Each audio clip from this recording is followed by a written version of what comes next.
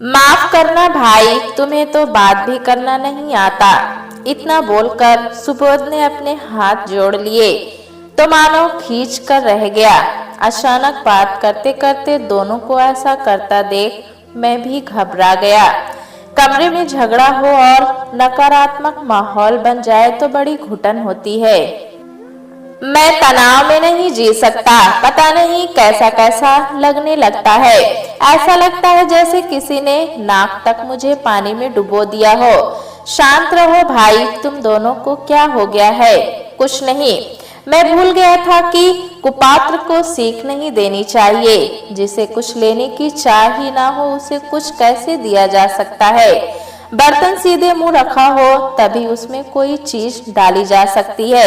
उल्टे बर्तन में कुछ नहीं डाला जा सकता। चाहे पूरी की पूरी सावन की बदली बरस कर चली जाए पर उल्टे पात्र में एक बूंद तक नहीं डाली जा सकती। जिस चरित्र का ये मालिक है उस चरित्र पर तो किसी की अच्छी सलाह काम ही नहीं कर सकती। ऐसे लोग कभी किसी के होकर नहीं रहते। मानव चेहरे पर विचित्र भाव लिए कभी मेरा मुंह देख रहा था और कभी सुबोध का, जैसे कोई चोरी पकड़ी गई हो, जैसे उसका कोई पर्दा उठा दिया हो किसी ने। अभी कुछ दिन पहले ही तो सुबोध हमारे साथ रहने आया है। हम तीनों एक ही कमरा शेयर करते हैं। हमारे पेशे अलग अलग हैं लेकिन रहने को छत एक ही है, जिसके नीचे हमारी रात और सुबह बीतती है। चरित्र से क्या मतलब है तुम्हारा? क्या उसका मतलब तुम्हें नहीं पता? इतने तो नासमझ नहीं हो तुम जो तुम्हें चरित्र का मतलब पता ही ना हो। पढ़े लिखे हो, अच्छी कंपनी में काम करते हो, हर महीने अच्छा खासा वेतन पाते हो, जूता तक तो तुम्हारा ब्रांडेड होता है। कंपनी में ऊपर तक जाने की जितनी तीव्र इच्छा तुम्हें है उसके लिए अनैतिकता के कितने गहरे गड्ढे में धंस चुके हो तुम्हें खुद ही नहीं पता। तुम कहां से हो और कहां जा रहे हो तुम्हें जरा सी भी समझ है क्या? जानते भी हो कहां जा रहे हो और कहां तक जाना चाहते हो? उसकी कोई तो सीमा होगी। सीमा? सीमा कौन? किसकी बात कर रहे हो? मैं तुम्हारी पत्नी सीमा की बात नहीं कर रहा हूँ। मैं तो उस सीमा की बात कर रहा हूँ जिसे हद भी कहा जा सकता है। हद यानी एक वो सूक्ष्म सी रेखा जिसके पार जाने से पहले मनुष्य को लाख बार सोचना चाहिए। मैं आश्चर्यचकित रह गया। सीमा नाम की लड़की मानव की पत्नी है, लेकिन मानव ने तो कहा था कि वो अविवाहित है और अपनी ही कंपनी में साथ काम कर रही एक सहयोगी के साथ उसके संबंध बहुत गहराई तक जुड़े हैं। सब जानते हैं तो क्या मानव सबके साथ झूठ बोल रहा है? हाथ का काम छोड़ मैं सुबोध के समीप चला आया। मानव की शक्ल से तो लग रहा था जैसे काटो तो खून का कतरा भी ना निकले। एक निश्चल सी मुस्कान थी सुबोध के होठों पर। बेदाग चरित्र है उसका। पहले ही दिन जब मिला था बहुत प्यारा सा लगा था। बड़े मस्त भाव से दाढ़ी बनाता जा रहा था। हर इच्छा की सीमा होती है। कितनी भूख है तुम्हें पैसे की? सोचा जाए तो मात्र पैसे की ही नहीं, तुम्हें तो हर शय की भूख है। इतनी भूख से पेट फट जाएगा मानव, बदहजमी हो जाती है। प्रकृति ने इंसानों का हाजमा इतना मजबूत नहीं बनाया कि पत्थर या शीशा खा सके। हम अनाज या ज्यादा से ज्यादा जानवर खा सकते हैं। ये कहकर मुंह धोने चला गया सुबोध और मानव मेरे सामने बुत बना यूं खड़ा था मानो उसे बीच चौराहे पर किसी ने नंगा कर दिया हो। तुम ये कैसी बातें कर रहे हो सुबोध? क्या हुआ? जी मिचलाने लगा क्या? मानव जी तो नहीं मिचलाता। पूछो इसे इंसान का गोश्त कितना स्वाद लगता है। पिछले 4 साल से ये इंसान का गोश्त ही तो खा रहा है। अपने माँ बाप का गोश्त, उसके बाद अपनी पत्नी और उसके पिता का गोश्त। ये तो एक बच्चे का पिता भी होता अगर पत्नी का गर्भपात न हो जाता। एक तरह से अपने बच्चे का गोश्त भी खा चुका है ये इंसान। बकवास बंद करो सुबोध। मेरी क्या मजाल है जो मैं बकवास करूं? उसका ठेका तो तुमने ले रखा है। साल भर पहले घर गए थे तुम, सोचो तब वहां क्या बकवास करके आए थे। पत्नी को छोड़ना चाहते थे, इसलिए उस पर चरित्रहीनता का आरोप लगा दिया। एमबीए करने के लिए अपनी पत्नी के पिता से 8 लाख रुपए ले लिए। उनकी बेटी का घर संसार समृद्धि से भर जाएगा, उनको तुमने ऐसा आश्वासन दिया था। पत्नी बेचारी घर पर इसके माता पिता की सेवा करती रही, इसी उम्मीद पर कि उसका पति बड़ा आदमी बनकर लौटेगा। अजन्मा बच्चा अपने पिता का दोषारोपण सुनते ही चलता बना, मुड़कर कभी नहीं देखता पीछे क्या क्या छूट गया, किस किस के सिर पर पैर रखकर यहाँ तक पहुँचे हो मानव। क्या जरा सा भी एहसास है? अब क्या उस नेहा नाम की लड़की के कंधे पर पैर नहीं है तुम्हारे, जिसका भाई तुम्हें अमेरिका ले जाने वाला है? अमेरिका पहुंचकर नेहा को भी छोड़ देना। मानो नहीं हो तुम तो दानव बन गए हो। क्या तुम्हारे अंदर सारी की सारी संवेदनाएं मर गई हैं? पता है ना तुम्हें कि कौन कौन कोस रहा है तुम्हें? तुम्हारे माता पिता, तुम्हारे ससुर, जिनकी भविष्य निधि भी तुम खा गए और उनकी बेटी का घर भी नहीं बस पाया। मानव की अवस्था विचित्र सी हो गई। बार बार कुछ कहने को वो मुंह खोलता तो सुबोध उस पर नया वार कर देता। प्याज के छिलकों की तरह परत दर परत उसके भूतकाल की परतें उतारता जा रहा था। सफाई दे भी तो कैसे दे और शुरू कहां से करे? उसका तो आदि से अंत सबकी विश्वास और अपनत्व से शून्य था।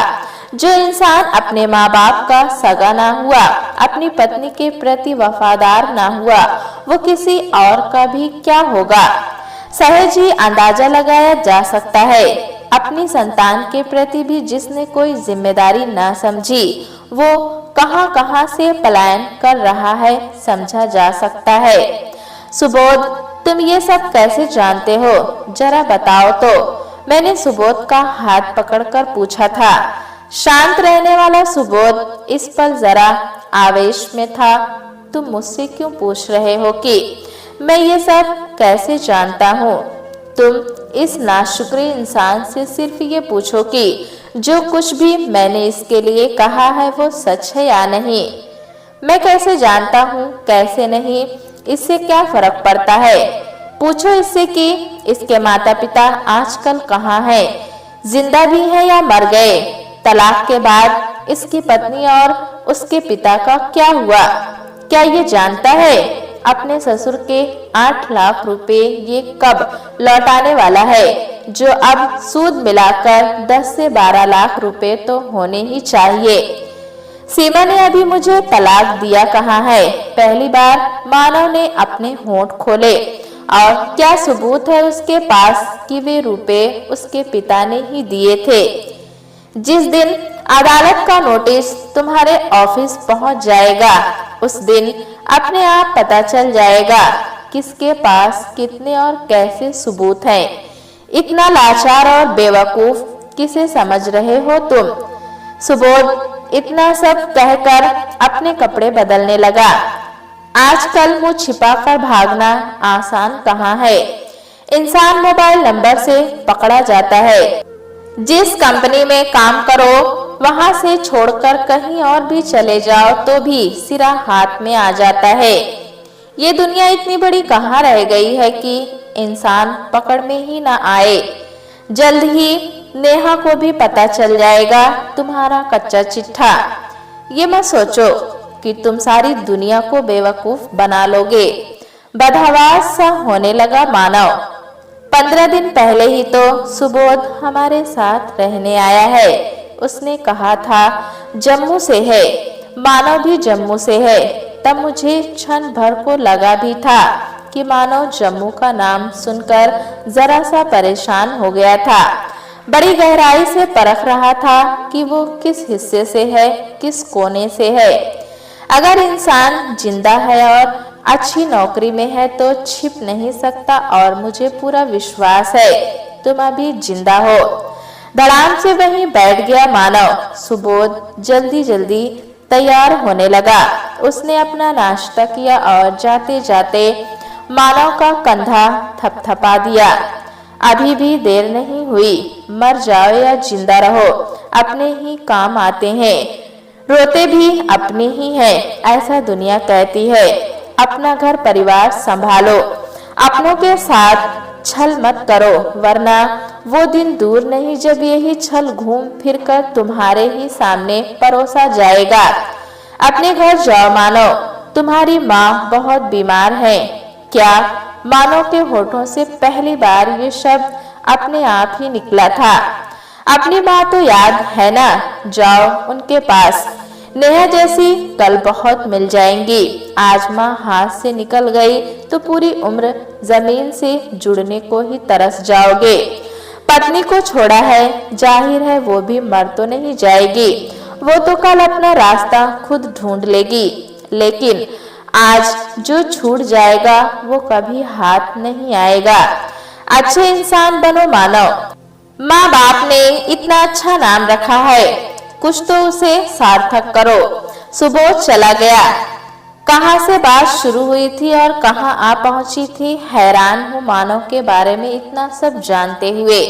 वो 15 दिन से चुप क्यों था और मानव का चरित्र भी कैसा था, जिसने साल भर में कभी माँ बाप का जिक्र तक नहीं किया।